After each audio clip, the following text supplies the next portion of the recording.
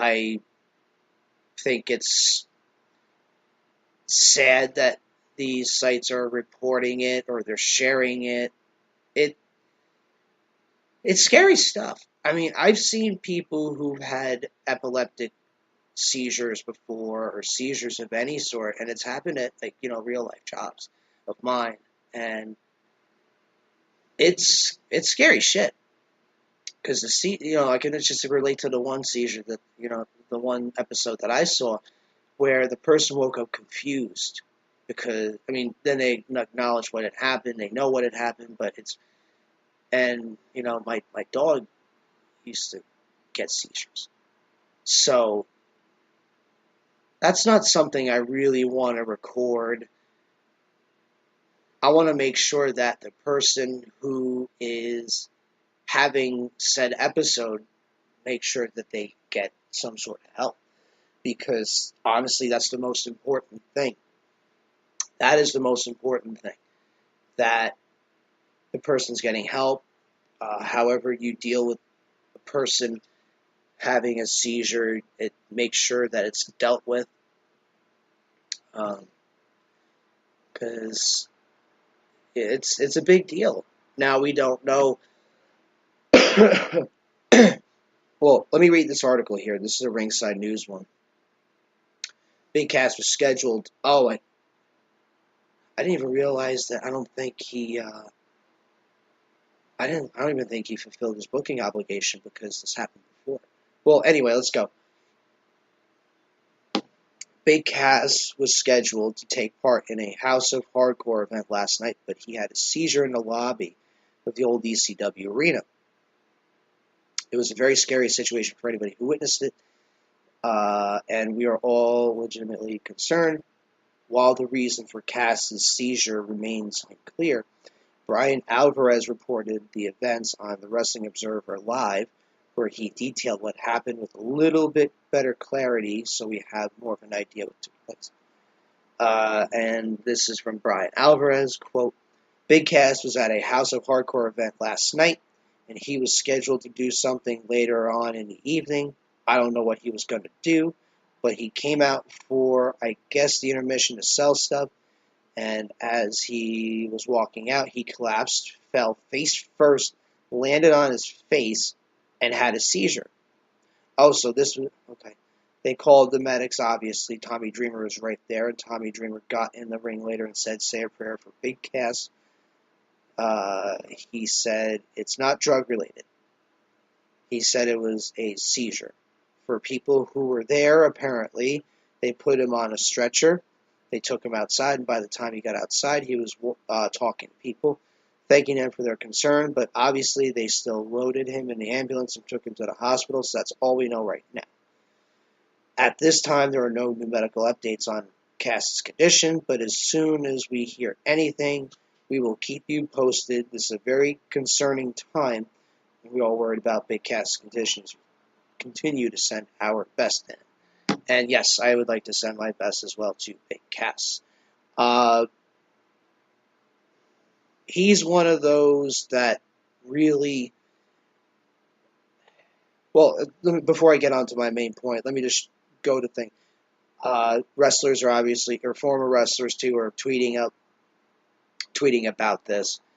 Enzo, who obviously had his issues with Cass, not only on screen but off screen as well, put out on, I believe on Twitter, but then on his Instagram, he shared, if I had a dime for every time one of us got knocked down and didn't get back up, I would have 0 dimes.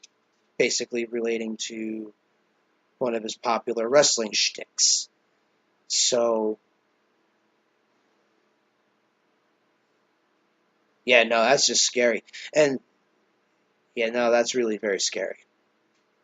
I don't, and I have a cousin who has epilepsy too, so it's a very serious thing. I don't know if it is epilepsy, if that's what he's being properly diagnosed with, or if this is just, I don't understand seizures, so I can't really comment too much on it. That's other than my own personal experience with what I know from my side. Scary. And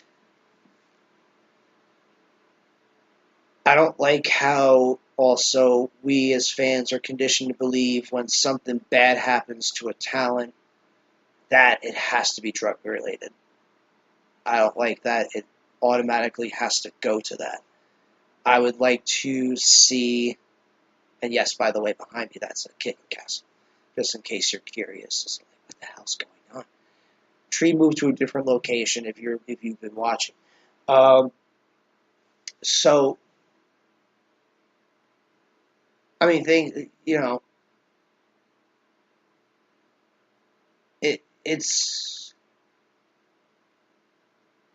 it's not good. And Tommy Dreamer actually even just posted something on Twitter not too long ago saying that he had spoken to Cass today and that he is doing well. Again, that's great. I just would like to, for me, again, for caring for the person, I would like to know what exactly caused this. And this is kind of just like on my morbid curiosity, too. I just like to see that the person's doing well. Cass, I always enjoyed when he was in a tag team with Enzo. When they split, Enzo and Cass, I thought it was a dumb idea. They could have been a good act on Raw for a long time, or SmackDown, whatever the case may be. They were so over, they should have been tag team champions, whether it be on NXT or whether it be on Raw. I feel if the Hardys never got added to that ladder match at WrestleMania, I feel that would have been Enzo and Cass's time to shine. But you can't deny the Hardys either, you know. But that being said, and I know I digress and I apologize. And I feel like I'm talking about him in a past tense like he's dead. But, you know, you could appreciate, you could not appreciate the person's work, but you can't discount the seriousness of somebody's medical issues, medical background. You know, it was like the same thing with when Jerry Lawler had his heart attack, and when anybody has an injury, like I discussed the other day on Thursday about injuries in wrestling, because somebody in the Twitch chat made a comment about wrestling being fake. First of all, secondly, again, you don't want to. That's their only way of work. And you don't want to see anything bad happen to them that'll force them to miss it. So, with that said, you know, I wish for two things. One, Cass get in better shape physically instead of going out there looking like a giant pear. And again, I'm not trying to attack him while he's down, but just he looked really good when he was in NXT, and then he just kind of let himself go. I would like to see him get in better shape. I don't know if that had any contribution to do with it. And then I would also just hope that he rests up enough that he can go back out and do what he does. That's all. Most everybody is entitled to a living, and especially when you're an independent contractor like that,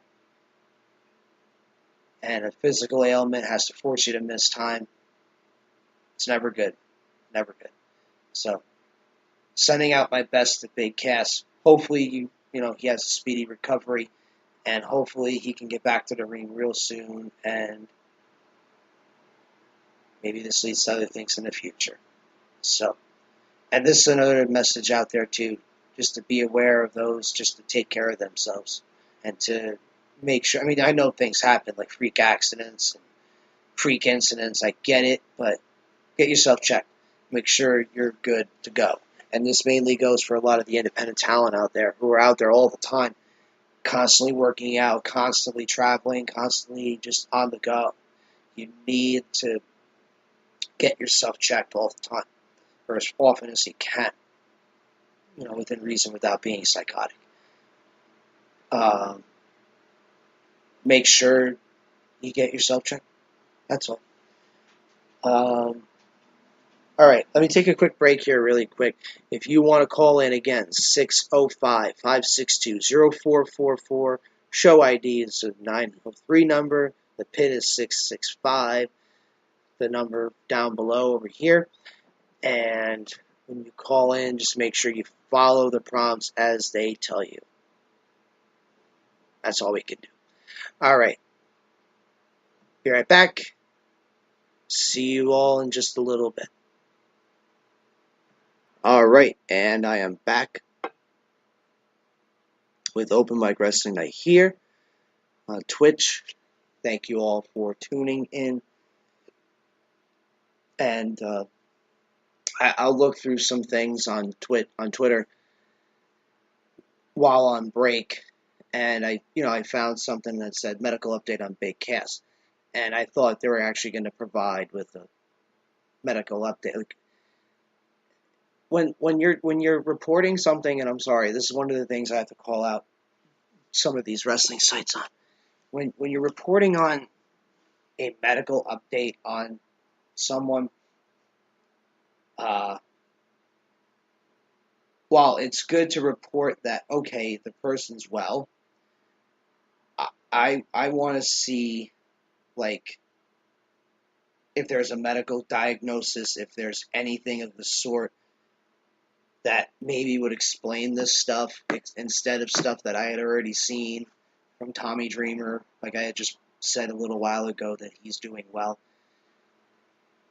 That Dreamer spoke to him and he's doing well. I don't want to see that. That's the clickbait part that just like drives me nuts sometimes. And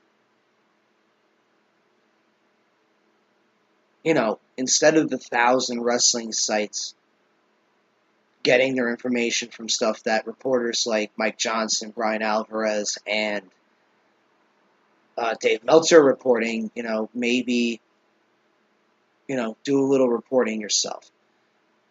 That's why whenever I do writings for a wrestling website, it's not reporting.